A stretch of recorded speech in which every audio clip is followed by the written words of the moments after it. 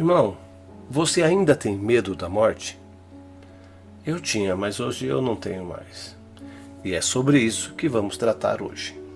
Antes de começar, não se esqueça de que os textos base se encontram na mensagem ou na tela. Certa vez, quando era recém-batizado, eu fui a um enterro de um cristão. Eu não gosto de enterros. Os velórios sempre me deixam deprimido, pesado, cansado. Eu perdi a semana. Mas especialmente, esse foi diferente. Aquele falecido era uma pessoa muito especial para mim e foi apenas por isso que eu me convenci a ir. Velório não é um evento em que as pessoas normais gostem de ir. Afinal, vão encontrar pessoas tristes, choro sem fim e uma boa dose de desespero. Contudo, quando eu cheguei no lugar, as pessoas estavam entoando hinos e estranhamente estavam muito tranquilas. Aquilo me deixou tão confuso que cheguei a pensar que só eu é que gostava do falecido. Afinal de contas, ninguém ali parecia estar preocupado com aquela perda. Aquela cena me perseguiu por anos, até que a Bíblia enfim me fez compreender o sentimento daquelas pessoas.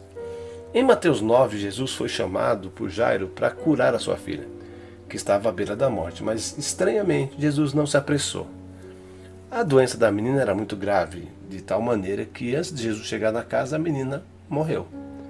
Quando ele chegou, as pessoas estavam chorando e se preparando para sepultar a criança. Então o mestre disse: saiam, a menina não está morta, apenas dorme. Dorme? Logicamente que as pessoas riram de Jesus.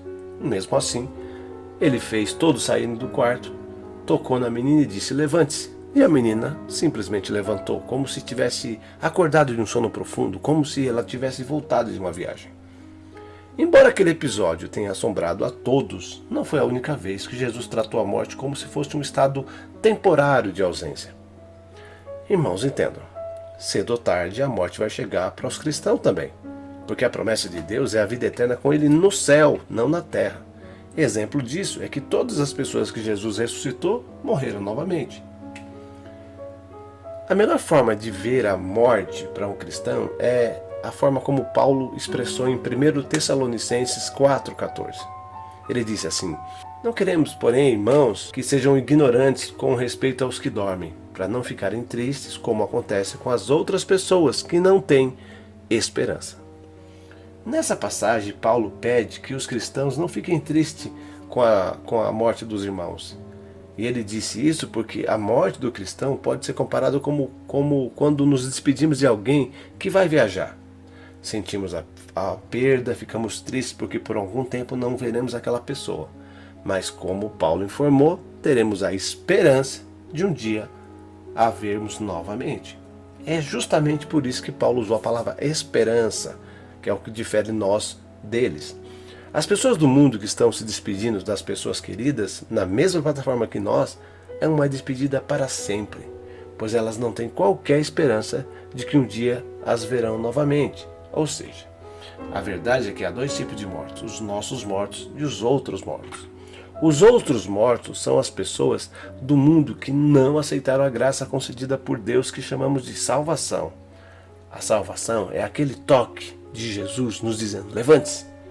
Mas não se engane, Deus também fica triste quando uma pessoa do mundo morre, viaja, porque Deus quer que todos voltem para casa. E é justamente por isso que Jesus nos enviou para fazer o trabalho. Ele disse: vá e pregue para todas as criaturas.